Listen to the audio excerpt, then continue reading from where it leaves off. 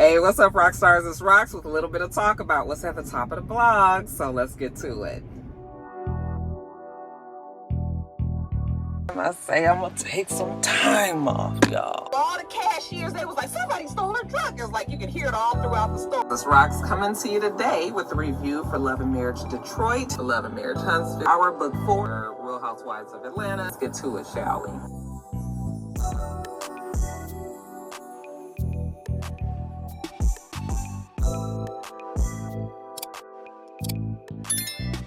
All right, you guys, first story up. I guess, gosh, I hate starting with a sad story. Let's not start with that one. I should have actually put this one in on the first video.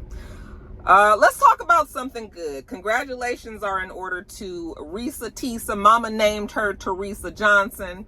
If ReesaTeesa sounds familiar to you, you guys remember she is the viral sensation on TikTok who put out the 50-part video of Who the Fuck Did I Marry? Remember, had everybody clutched. Honey, I'm talking about we could not get enough of that story, which was a story of a woman who wanted to be in love and ignored every single red flag known to mankind because she was believing that her happily ever after was happening when it really was not. Okay, this shit was Nightmare on Elm Street, and she ignored all the signs and continued to move forward, and was involved with this man. She was calling him Legion. Mama named him Jerome McCoy. I mean, he was a habitual liar and lied about just unnecessary things. You guys remember the story. I mean, it was an amazing story. When I listened to her, I was just like, she is an amazing storyteller. Because you guys, there are ways that you can tell a story that really grips people and draws them in for where they want to hear more about it. The same that she was good at telling the story was, remember that story a long time ago about the girl that was at the hotel, the girl who went to a casino with her friend, like one of her co-workers wasn't even really friends with them like that, and they ended up in this hotel and they was sleeping with this man, and the man tried to kill him, and it was all this drama and shit. And remember, she was talking about it on Twitter, and I think Ava DuVernay ended up having something to do with it, and they ended up putting a movie out about it or something. Very much the same way that person had a skill for putting a story together, ReesaTeesa had a great way of putting a story together too. And she took everybody's attention. They said in the couple of days that she had put those videos out, she gained like 3 million followers on TikTok, was picked up by the CAA talent agency after that and got a manager. And I mean, just the story is amazing at how she blew up, and just, they said that the story rights, it ended up being a bidding war, that people wanted to make this movie or wanted to make a TV show about the story, and it was going to go to the highest bidder, obviously, and the highest bidder, or maybe the bidder that she felt was going to be able to represent and tell her story the best, was Natasha Rothwell. Now, Natasha was the girl who played Tiffany. Not Tiffany. The girl who played, what was her name on Insecure? The heavy-set friend, the funny one. The one that always had the jokes. That's Natasha Rothwell. She is the one that bidded on the story amongst other people as well. She's the one that won, and now her production company, Big Hattie Productions, is going to be putting out a TV series, based on the story of Who the Fuck Did I Marry? And I think that is an excellent... she's going to do so well with that. And I am so happy that ReesaTeesa came up like that, okay? Because, she did suffer and things that bad happened to her. But, I always say God's going to take care of his kids, okay? It might not happen when you want him to, but he going to be there for you. And she came up. Now, she had to go through all that shit. A lot of it was brought on by herself. She brought a lot of that shit onto herself. But that still don't make me feel like she deserved that. This was somebody who just really wanted to believe in this man and stayed up in the drama way, way, way too long. Because, honey, I'd have been left that nigga the minute, with that whole house situation. you know, when he was putting in offers and shit and saying that he had this money and he didn't. After I found out about that, that was her ticket out, and she stayed. So from that point on, it was just like, girl, what was you doing? Okay. But that being said, it's still great that Natasha is going to be the one to put the story out there and, you know, give some whole full form to the story. And congratulations again to ReesaTeesa. I know she got paid good money for this. We even saw her on a Target commercial. I was just like, girl, you better do it. I'm so happy for her. She deserves it, you guys. And that ex-husband of hers, he probably is gonna come up off of this story too, unfortunately. But you know, they're gonna be using his likeness and stuff, so I'm sure that they're gonna have to probably try to work some things out with him as well, excuse me. So I guess he can probably thank her, even though he did look stupid and was trying to say a lot of stuff about her too. It was like, nigga, we ain't fixing to be on your side ever. Are you crazy? You know, so, but yeah, I was glad to see that it ended up in the right hands, and I feel like it's going to be a pretty good TV series, and maybe even one that I will review. I think I will, but we'll see when it comes out. All right, next story. All right, you guys, so the sad story that I didn't want to open up with, but I need to put it in here. 33-year-old Ugandan Olympian track athlete. She was the distance runner who represented in the Olympics just in Paris just a few weeks ago. Her name is Rebecca Kipchoge. I'm sorry if I'm saying it wrong. It's an African name. She's been having a domestic violence situation with an ex-boyfriend of hers for some time now. And they said that they have been quarreling back and forth over some land that was purchased. I guess he was saying that part of the land was his, or it was his wholly, or whatever. But she had purchased this plot of land and built a house on the land pretty close to the place where they would practice and train for, you know, her being a runner. And I guess they've been fighting over it for some time. They said on Sunday when she got home from church with her 2 daughters that he came there and threw gasoline on her and set her on fire. And so they rushed her to the hospital, but her burns were too extensive, and so she ended up dying from her injuries. And I was just like, oh my God, how barbaric. I mean, can you imagine being set on fire? And I mean, we've heard that happening to people. We've heard that has got to be the most ultimate way of really trying to kill somebody. When you do something like that, you're not trying to just scare them. You're not just trying to hurt them. You are definitely trying to kill them. Okay, people can't survive when you have a flame. You know, when you have something that is, I want to say a retardant, but that's not what I'm saying. It's like a flame, you know, that engulfs a person in flames. Like that's fuel. That's fuel. And that person is on fire. You can't put yourself out when you have fuel on you, you know? So she ended up dying, and, you know, she was a mother, she was a daughter.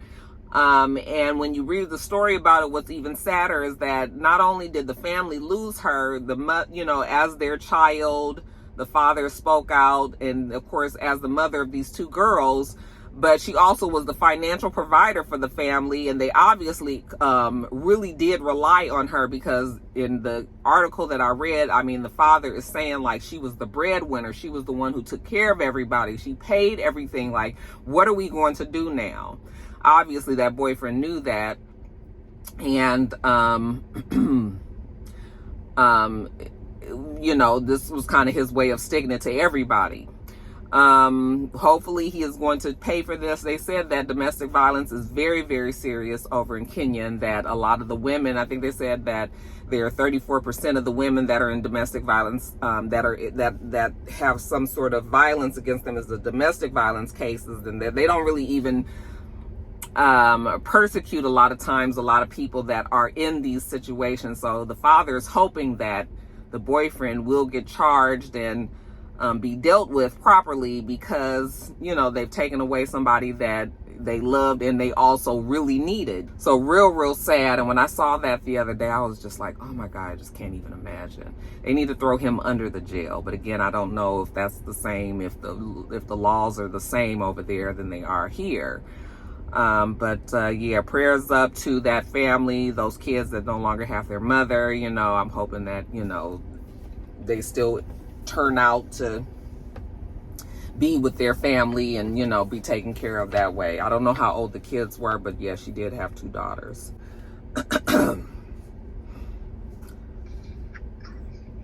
Hello? What you doing? Doing a video right now. You call every time I do a video. Every single time. I just called because I was on the phone with Joe and he was like, yeah, he usually call you when he's on the way from work, but you didn't answer. Mm-hmm. And then I was like, oh, I'm finna call her. And he was like, if she answered, that's crazy. She better not answer. Like, because I ignored his call. I was actually not trying to ignore his call. I was trying to tap it and it went off. And then I was just like, okay, well, whatever. I'm still doing my video. What's going on? Okay. All right. Well, I'll see you tomorrow. Let me finish doing this video. did you see Rich Homie Quan died? Who? Rich Homie Quan? He died? Yes, he just died today. Was he sick? No, it was the drugs. He overdosed? No, I did not see that. Yeah. I was wondering where, you know, I had been wondering. Remember I asked you, like, where is he? Oh, that is sad. It's real sad. When you get back on Instagram, you're gonna see it. Yeah, I am. Okay, well, let me get on. Okay. All right, I'll talk to you. Bye. Did you guys hear? Jada just said that Rich Homie Quan died. I cannot believe that. You know, I had just recently was like, because, you know, I used to love that one song, God, I can't even think of the song right now, but I remember Dustin Ross from the Friend Zone. He used to always, he had, when the song was like really popular, he would put it on his story, like he would be at a club and they would be playing the song, and I used to tell him like that was my jam. And what is I can't even think of the song. I can't think of it, but you guys know, I have been wondering where Rich Homie Quan was because we haven't seen him in a long time. Jada just said that he died from like a drug overdose or something. I didn't even look that up. Oh my God, that is so sad. You guys, these drugs, man, people, oh God, people are really suffering. That is such bad news. I am so saddened by that, you guys. But yeah, I just was recently asked, and I even think I said it on a video, like, where is Rich Homie Quan? Oh, Anyway, you guys, I'm gonna, let me finish up with this story. I mean, I guess I'm gonna be saying a rest in peace to 2 people. That's the Rebecca Kipchoge guy, and also Rich Homie Quan. Man, that really is upsetting. Oh gosh. Rest in peace to both of them. Oh man. All right, you guys, I hope, and I know good and damn well that my rock stars out there, you guys are all responsible when it comes to your banking, right? And you guys didn't get caught up in that TikTok and Twitter scam that was going around. Well, it wasn't even a scam, but people had found out that Chase was having a glitch in their ATM machines, and that if you deposited a paper check, that you could immediately withdraw on that amount. Okay, you guys know that a lot of times when you deposit, depending on your relationship with your bank, okay, but in general, when you deposit a check into your ATM, they usually will hold either a good amount of the check or the whole thing until they know that it's going to clear, and then you have that money available, the funds are available. Well, there was a glitch going on with Chase Bank where you put the paper check in, no matter how much the check was, you were immediately able to withdraw that amount.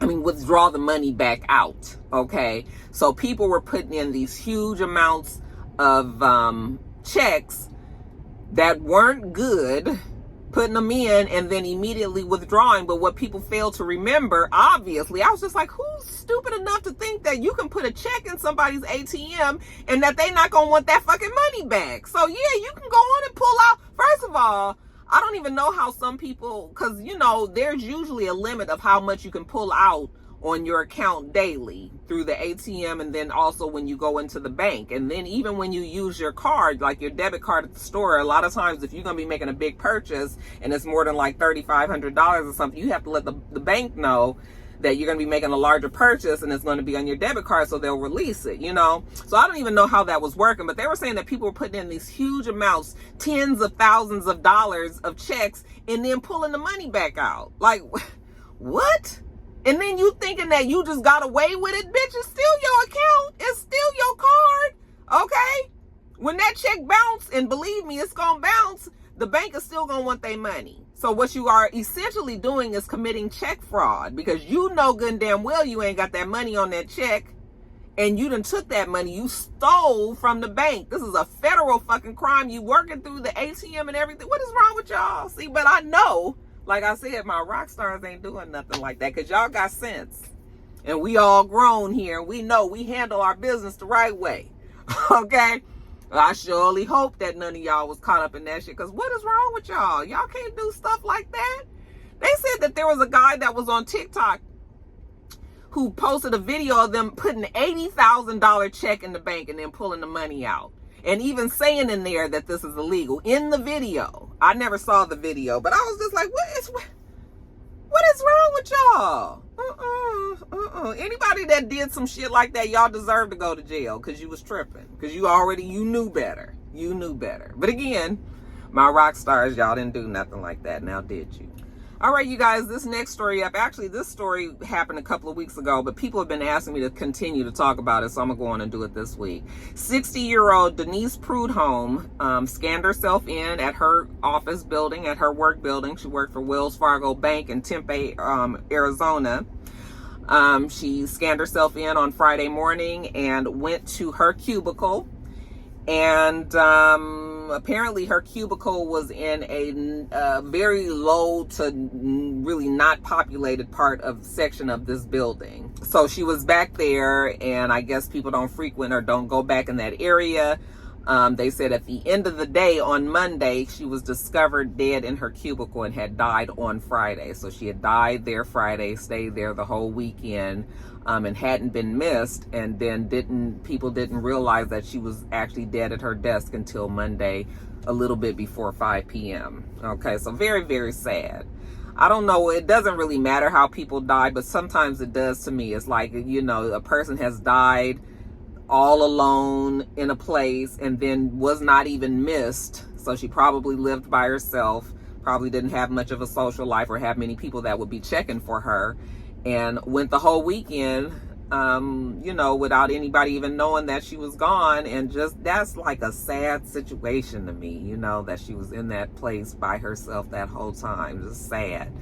But they wanted to make sure that people knew that she was in an unpopulated area, that she wasn't sitting up in the middle of the damn bank, you know, and nobody realized that she was dead, which I had already figured too. When they said 4 days, I was just like, there ain't no way somebody went to work for 4 days straight, you know, Monday through Thursday, and then didn't realize that Miss Prudhomme over there had passed, you know. So I figured it was over the weekend. And but yeah, still just a sad way to go, you guys. You got to check on your people, check on your loved ones, especially the ones that live by themselves, that don't have kids, that don't have a significant other or anybody that would be looking for them. You know, I could see easily how that could happen, because I'm one of them ones that can, when on some days, like if nobody is here, Mr. might be out of town and the kids is wherever gone doing whatever they do, you know, before they have moved. I could be in this house quiet.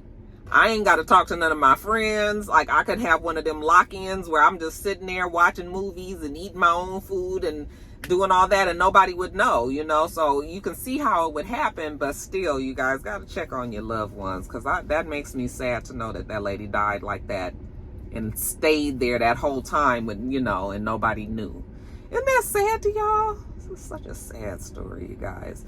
Anyway, Wells Fargo said that they wanted to make it clear that it wasn't that they didn't care about their employees and everything. So, you know, they just didn't know. But they did have their counselors available to the staff just in case people wanted to talk about it. But yeah, you guys, rest in peace to Miss Prudhomme. And then lastly, in quickies, you guys, they say that Money Long and her husband is getting a divorce. I was like, oh, I think they said that they had been married 9 years or something like that. I didn't put it down in my notes, but I did see an interview of her where she was just talking, just a portion of the interview, and she was just talking about how, you know, it's just too bad. She had love for her husband and everything, but I guess the husband, she was making it kind of seem like the husband was almost jealous of her success and didn't want to just enjoy the ride of, you know, because she's busy, obviously. I mean, she's a well-known a well-known songwriter as well as a singer herself, but she also writes for other people, and she was just kind of making it seem like the husband just couldn't appreciate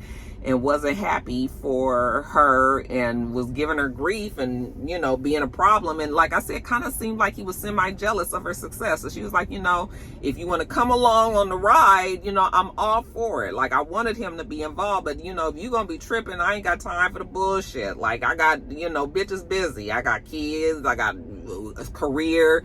You know, I got things to do. So I can't be arguing and fussing and fighting with your ass. Okay, so we're going to have to let it go. I was sad to hear that.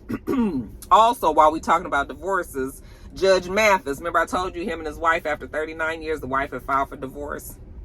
Remember I told you that was, to me, that meant that, you know, somebody was like, we can't do this shit no more. Well, now we know it's the wife.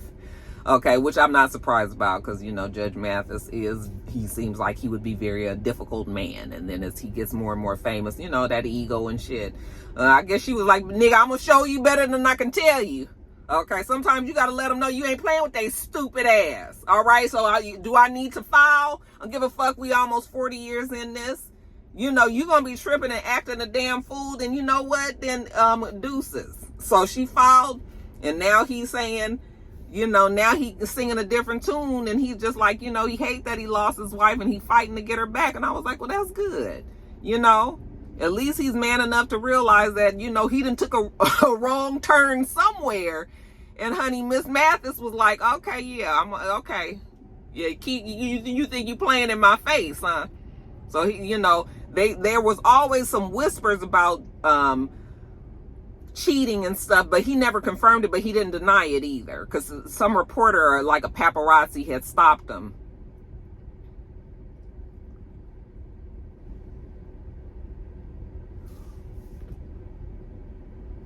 Hold on 1 second, you guys. Okay, and he was you know, regretful and just saying how he's working hard to get her back and all that, and that, you know, he didn't say he cheated or whatever, but he made it seem like he was the reason why that divorce was put in place. So I was like, yeah, sometimes you just gotta let them know, honey. But hopefully they can make it back to each other, because 40 years is a lot of time to invest with somebody to just throw away. But maybe he gonna learn a lesson. You ain't never too old to learn a lesson, now are you? I didn't think so. DLo, Rashida, and Jasmine Blue, everybody, I'm about sick of it. I don't even watch the damn show. Why am I seeing them so much?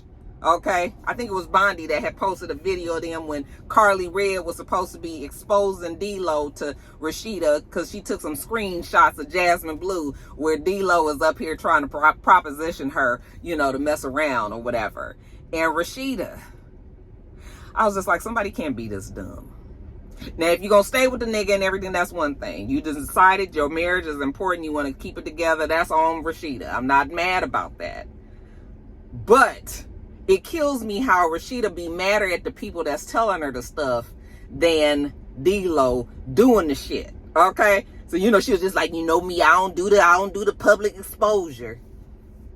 Okay, I don't like shit like that either. I mean, I understand what she mean, but bitch, we here now. What you got? Even though you being shady and you messy as fuck for showing me this shit, but since you got it right now in front of all these damn people, give me the shit.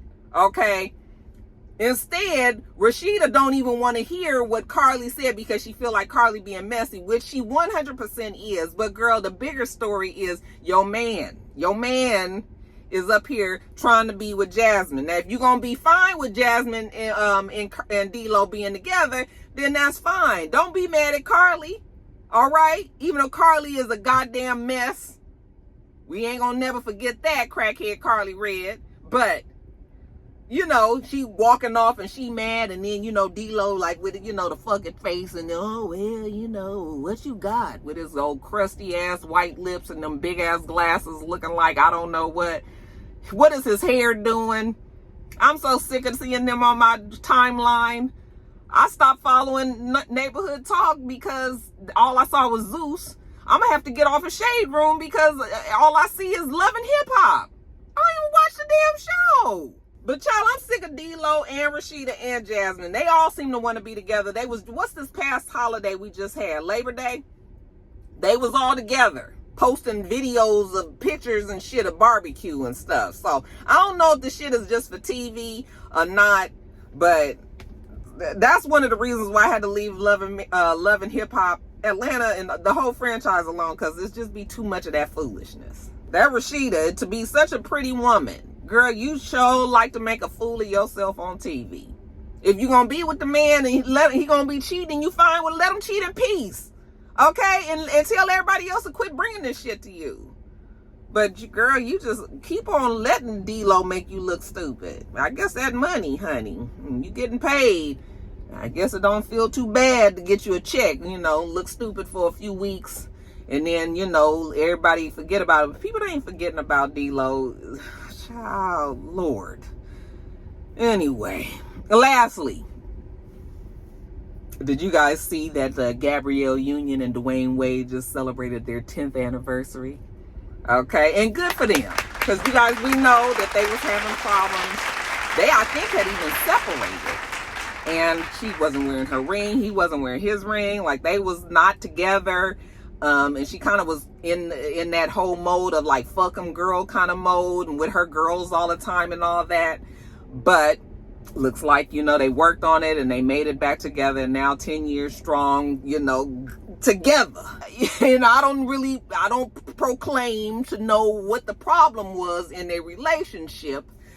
But her most recent moves made me think that maybe Dwayne might have felt like she was not vulnerable. Maybe he felt like she was an old mean ass bitch, and that she always was making herself kind of look like she wore the pants in the family. And maybe he just wanted her to just soften up her edges. And maybe it just took a little time apart for her to realize that, you know what?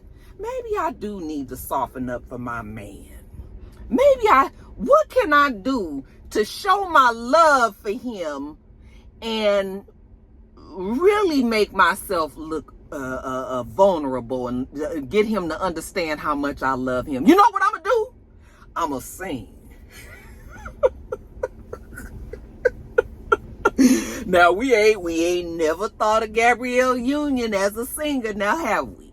Okay, but that's not what we was trying to do. We ain't trying to be a singer. We just trying to show that other side. We trying to put ourselves out there for everybody to see how much we do actually love Dwayne Wade. All right, so Gabby, because listen, I am not like Gabrielle Union. I'm not a mean girl. I've never been that kind of person. However, back in the day when me and Mr. used to have our problems, you know, Mr. has maybe told me once or twice that I just didn't seem to really give a fuck. Like, I just was too nonchalant, just too, you know, when you get mad, you shut down, you don't want to talk to nobody. And, you know, he's told me some of these things. So even though I'm not like Gabrielle Union, I also, when we were having our problems, I had to kind of come to terms with that, you know, because I am a shutdowner. I'm not an arguer. I used to watch my parents argue. So instead of me feeling like I got to be cussing niggas out and shit, honey, I act like you don't exist. I can walk in that house, walk right in the kitchen, get something to eat, walk in the room, take a bath, go to bed. Okay, I can do all that. And so I can understand just some of the actions that she was having. I was just like, oh, okay, Gabby, I guess you was just like, let me soften up for my man. So, honey, she done went and found the song that she felt, you know, best described their relationship. And she actually took it even further, y'all, and went to the studio. Okay, looked like she actually was with a voice coach to help her. And maybe she might have needed help a little bit. I said, sing it, Gabby. So, yeah, she got her favorite Shania Twain song, okay, Still the One. And she was just like,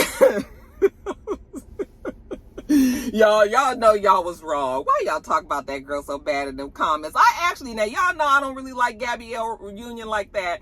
But I actually thought it was very touching that she did this, okay? But y'all gave that girl hell. I'm talking about hell in them comments. But again, that was all a part of her making herself vulnerable. I'm sure Dwayne appreciated the fact that, you know, from her being such an old hard-nosed ass bitch in the past, you know, that she would actually make herself available to comments like this. You know, that even brings you a little bit more like, oh, you did all that for me. I know that shit was hard, but listen, she got up there, she put that phone down in front of her, and she was like, I said, girl, you mean it too, huh? She was just like,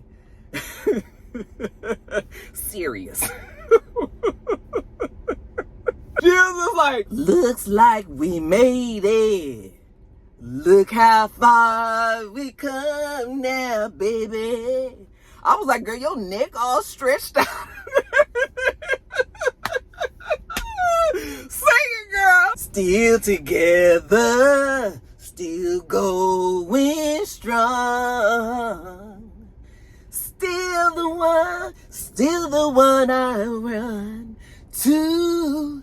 The one that I belong to.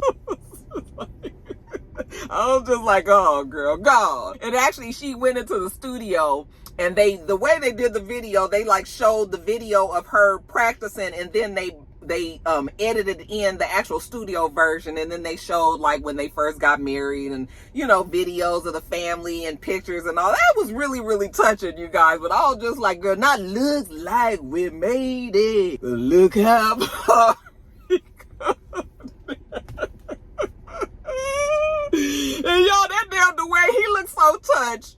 I really thought it was sweet. I thought it was sweet. And y'all, again, Gabby ain't my favorite, but I thought it was sweet of her because I could tell that she really wanted to do something to get him to understand how much she loved him. And I was touched by it, y'all. But y'all was awful. Looks like we made it. Happy anniversary to the happy couple. Love week.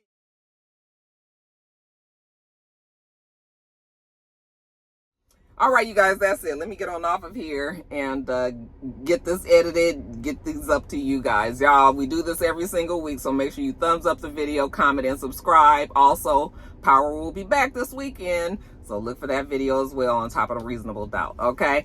And make sure you come back.